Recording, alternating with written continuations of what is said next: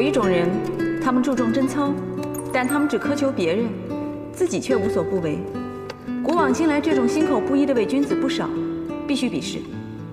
二，另有一种人，他们注重贞操，他们严以律己，也以此条件寻找配偶，他们知行合一。我认为这可以看作是一种信仰。对于信仰，我无意脏品，尊重选择。三，我原以为你是一，今早的现象表明你可能是二。如果我猜测的不错，说明我原先对你态度有错，我向你道歉，你可以索要合理的赔偿。四，我的错误在于想当然，因为在当今世上，遇见一的概率极大，而遇见二的概率接近于零。当然，我这么说并非为自己找理由，提出四并非否定三。五，因为四，可以推测你在接触小秋之时也犯了想当然的错误。你凭地域接近，凭相处态度断定小秋是严格的二，因此未与接触之初声明你的信仰，导致小秋付出感情，感情受伤严重。既然是你的错误导致小秋感情受伤，你得向小秋道歉。六，因为遇见二的概率接近于零，因此小秋与你接触之初不必声明他的所有背景。在你未声明你是二之前，小秋只可能以普遍的态度对待你。相信你也在这段感情交往中受伤，但小秋不必为他不是二而向你道歉。你指责小秋不是二，甚至隐瞒不是二的事实，此行为有逻辑错误，你得继续向小秋道歉。七，如果你是严格的二，你对人对己应有相同的处事态度。请参考三，严肃思考五六。如果你否定五六，便等于否定你是二，你属于一，那么以上三四五六作废。八，欢迎你来电声张三，我不监督与要求你就五六对我表态。九，欢迎辩驳与补充。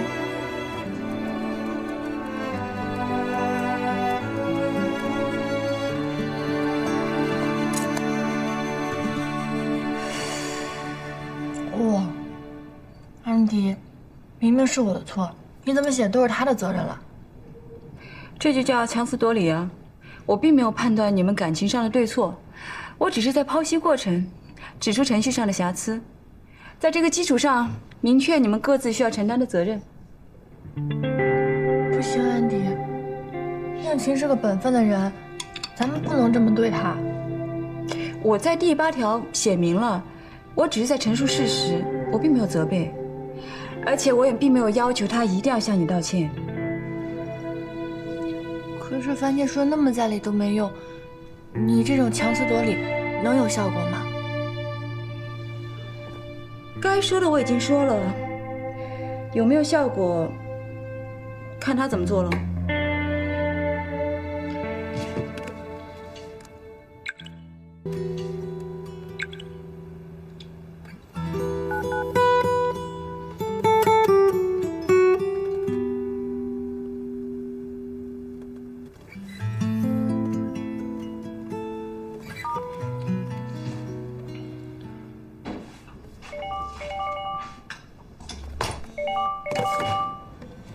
安迪姐，燕琴，是不是真给我打电话跟我道歉来了？那你快接啊！不行不行，我接不了，我不知道说什么，你帮我接。你就说我现在昏迷不醒，别说我醒着呢。拜托拜托，你帮我接吧，你帮我接。安免提。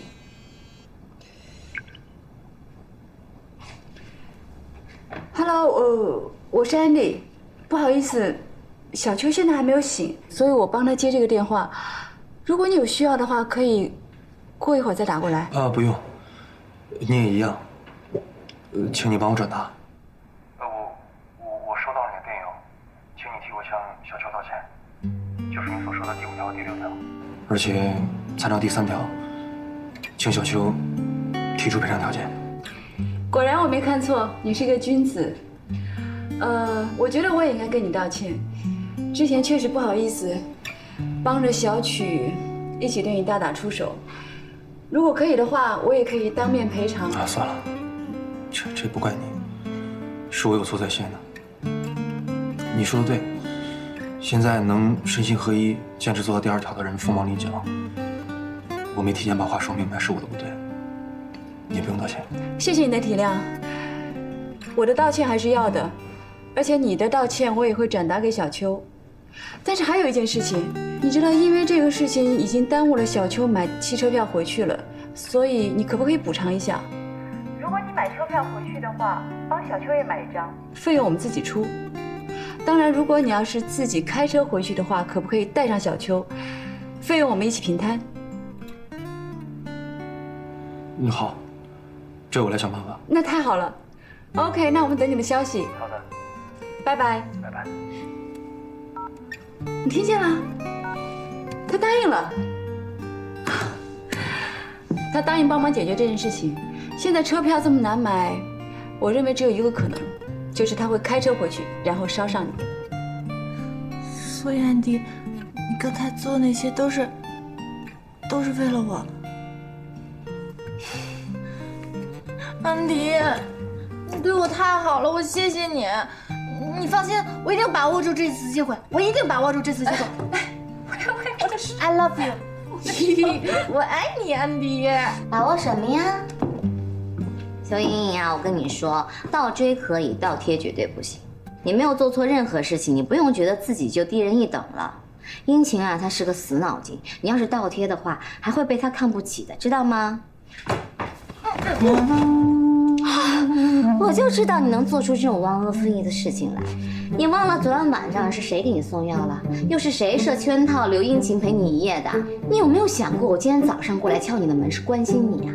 如果你没有好转，殷勤一个人又对付不了你，我正好送你去医院。如果你好转了，正好又跟殷勤发生了点什么，我拉着安迪去给你留一个人证，让殷勤想赖都赖不掉。你知不知道，我做的这一切都是为了帮你，知不知道啊？你发微信给赵医生说要在他面前揭发我 ，OK？ 我知道脑子犯浑，算了。可是你不能总看不到我给你做的这好事儿，就只听见我调戏你的那几句丑话了，好不好？做人要动动脑子啊！殷勤要跟你分手，完全是因为你不是黄花大闺女，跟别人没有关系 ，OK？ 这笨到住一起，真的伤不起又没有情。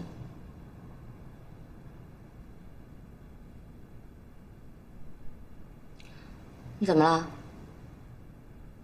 喂？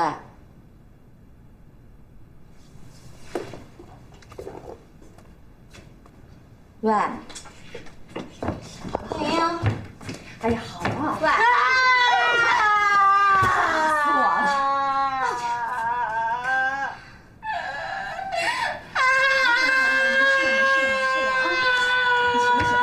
你走吧，他这还生着病呢。可是我说的都是实话呀。那你失恋的时候，赵医生跟你说的也是实话，你什么感觉啊？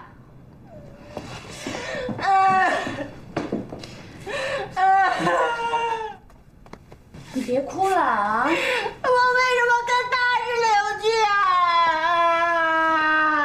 只要骄傲，我恨你。他说的话也有他一定的道理。哎，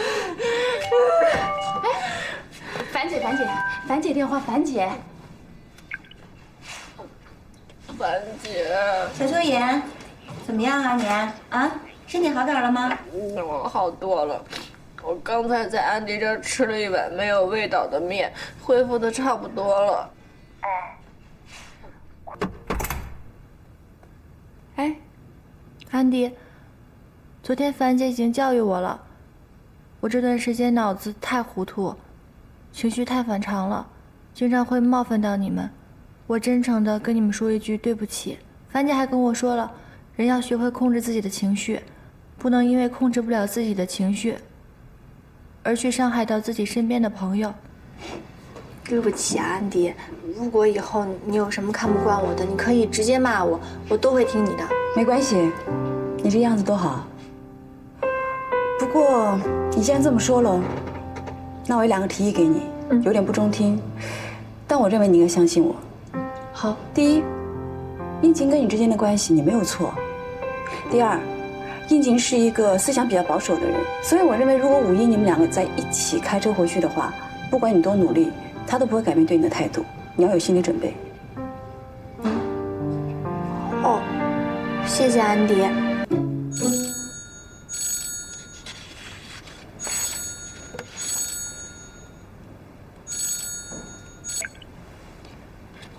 哪位？你好，我是应勤。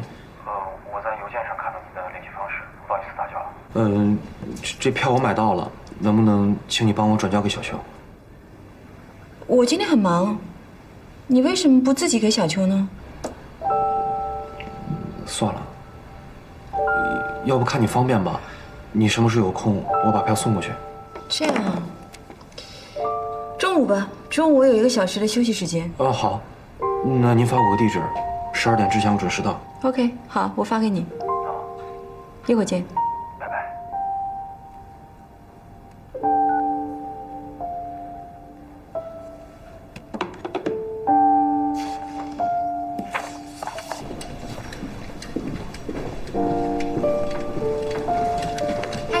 文艺，没想到你还能买到票。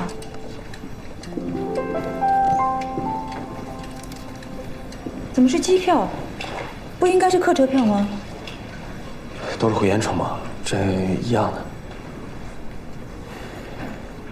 小秋的性格你也了解，他是一个很节省的人。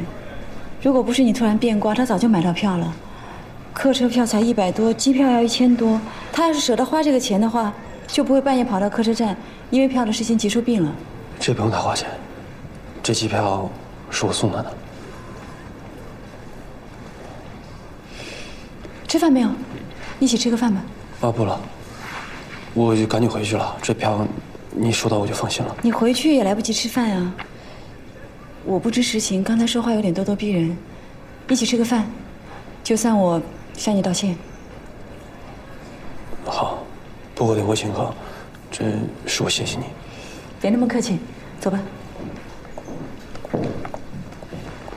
你给小秋买机票的钱，我替她还给你。这件事我也有错，机票算是我送给他的，不用你给。本来希望你能够帮我买到客车票，没想到你买了机票，是我害你破费了。不过其实你们开车回去是最简单的。如果2个人分手了，就算是自己心里再难过，也应该断得彻底一点。我考虑过了，1辆车回去不方便。这一路上我俩说点什么呢？所以还是出点钱给他买张机票。很可惜啊。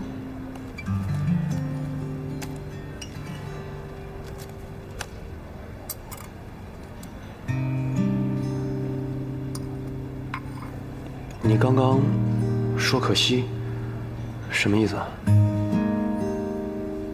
你是不是以为我打算要劝你啊？我没有这个打算。说实话，我已经30几岁了。这30几年，我一直很鄙视男欢女爱。后来我才知道，是我自己潜意识记忆里的一个生理排斥。我不光要跟异性保持距离，跟同性，我也不喜欢有任何的身体接触。其实这期间有很多人劝过我，有很多人不理解我，我全部驳回。因为我认为我有自己的一个思想体系，所以我相信你也一样。我相信你的理论体系一定很强大。其实我以为你想用你强大的逻辑来说服我回到小秋身边。以前没有人能够说服得了我，所以我也不认为我能说服你。在我身上证明不可能实现的事情，我不可以对别人做。不过说实话，我后来思想真的有了慢慢的转变，是因为我认识了22楼这些人和真正关心我的人。这种转变的感觉其实挺微妙的，很难跟你解释。不过我觉得我很庆幸的是，我没有因为我自己的原有思想体系而错过他们，而且他们对我很有耐心，也很有勇气。否则，多年以后，我可能会对现在的自己说一句：很可惜。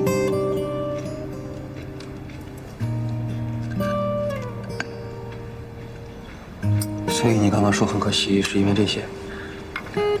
我还以为你会跟樊姐一样，跑过来都是为了说服我。是你潜意识里想要说服你自己，但你下意识又不敢承认。从你一直追问我为什么，就能证明这一点了。否则换做我是你，从很可惜开始就转换话题了。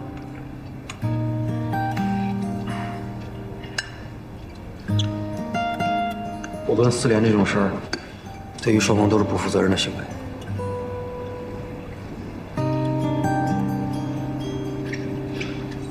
我不会再联系小秋了。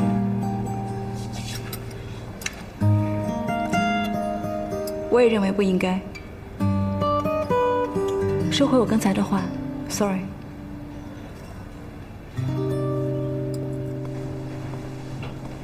啊，这么绝呀？看来一点希望都没有了。应勤这孩子把所有门路都给堵死了。所以啊，早上因为我一句话，小秋哭那么伤心。可现在这张机票证明我的观点了，他会不会哭得更伤心啊？我都不知道该怎么把这个票给他。这样，你回家把机票给我，我试试怎么跟他说。你最会做人的思想工作了，交给你最没问题了。安迪，谢谢你啊。突然谢我干嘛？谢谢你没生我的气，还跟我讨意见。蒙百川那个样品的事情，我确实太苛责朋友了，对不起啊。别这么说，我没有怪你啊。没事就好，这个事儿交给我来解决吧。好，那等我回去把票给你。拜拜，拜拜。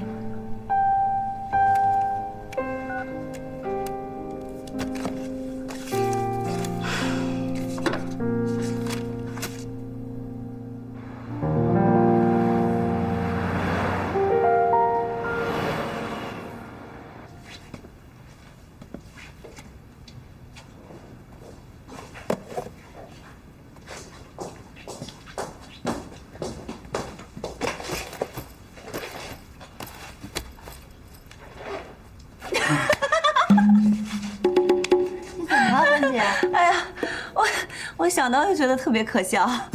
我今天看了个笑话。什么笑话？一个老婆给当程序员的老公打电话，说你下班回来的时候带1斤包子，看到卖西瓜的买1个。然后这个程序员老公回到家的时候，捧着1个包子就回去了。他老婆见了以后特别生气，你怎么就买了1个包子呀？你猜他老公怎么说？是说，因为我看到卖西瓜的了。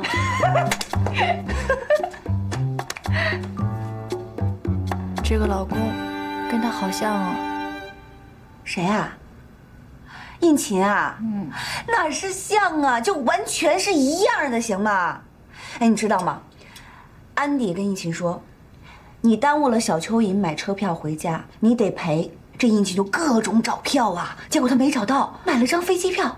你说他这脑子根本就没往这个自驾游跟你一起回家这条线上走。那他……哎呀，太奇怪了！你说这程序员这脑子都想什么呀？哎，安迪给我拿这个票的时候，他就一直没想明白。我就跟他讲了这个笑话，然后他恍然大悟，他后悔死了。他就应该把应勤往这个自驾游上引嘛，害得人家孩子1000多块钱一张票。应勤说这个票送给你，表示他的心意和歉意。哎呀，这孩子还真的是说话算话，而且这说明他对你是不含糊的。真的？当然了，不然他费这个劲儿干什么呀？他对你是有感情的。安迪说应勤坚决不要钱，这就说明他在意你。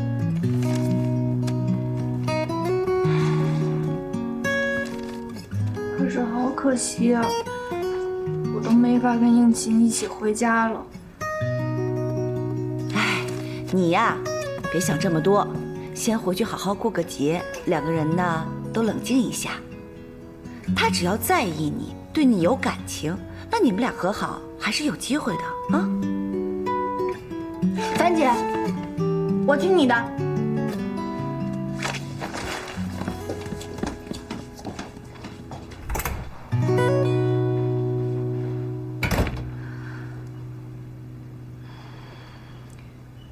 那我就不懂了，很明显应勤不想再继续，你为什么要骗小秋呢？像你这种心理强大的人，失恋打击不到你，你当然不理解了。可是我们这种普通人啊，平时想过几天快活的日子都很不容易，尤其是小蚯蚓这种恋爱大于天的人，他肯定会更在意。马上就5·1了，我希望他有一个好心情，在家好好休息一下。以后的事情以后再说吧。这也对啊，不需要让他这么快的失恋，推迟几天，让他高兴几天。我就是这个意思啊。你五一怎么过呀？包一凡说带我去看风景。好家伙，你真跟包一凡做男女朋友了？没有，真的没有，普通朋友而已。其实我也没想那么多，因为我觉得这人总是有办法赖在我身边，顺其自然吧。那他知不知道？什么？我家里的事？没跟他说什么，因为我觉得经历过魏兄之后，有些事情是可以保留的。你呢？五一跟你的王帅哥一起回家。他爷爷80大寿，他要回去，我就想顺路坐他的车回去了。小蚯蚓最近是魂不守舍的，我真怕他出什么事儿。我看应勤给他的票上，好像明天天不亮就得出发了，我得给他订辆车，免得他丢三落四的。不用，我每天起很早的，我可以送他。明天我应该是下午1点出发，你不用管了，我送他。你真是一个善解人意的好姑娘。第一次听人家这么说我。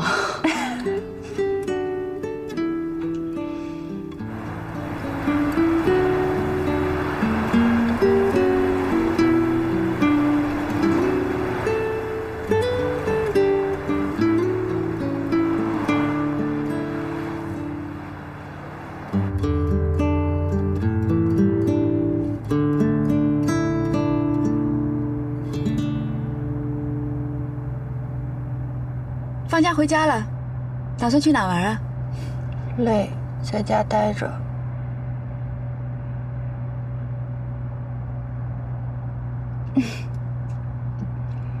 在家待着也好，家里人一定会给你做很多很多的好吃的。吃什么都一样。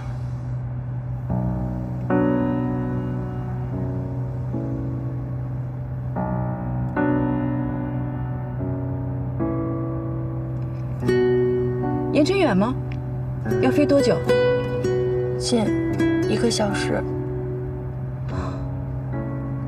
安迪一直觉得自己是个理智到心硬的人，但是邱莹莹在某种程度上甚至唤醒了他的母性。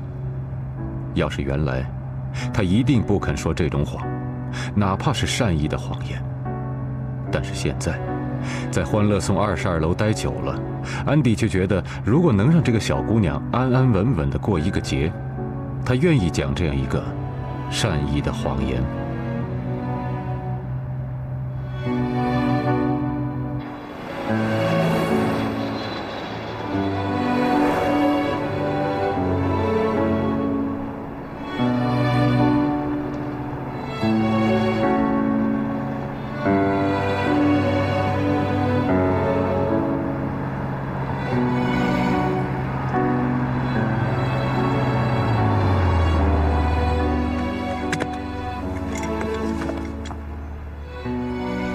樊姐给我机票的时候，告诉我这是应勤给我买的，但是她也没有跟我说应勤跟她说了什么。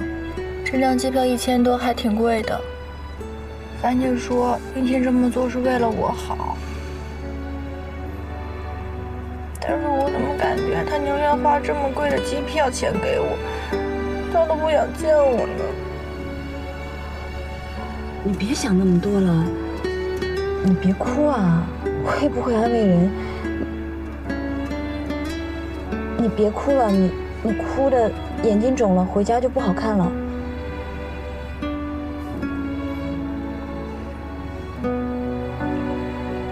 安迪姐，谢谢你来送我，我先走了。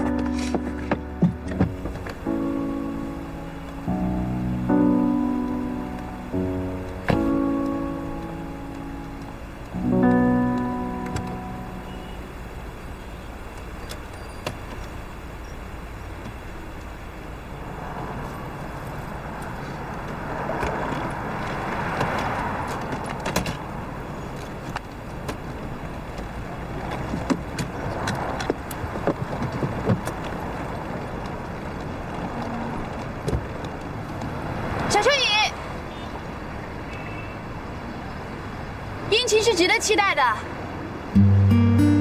节日快乐！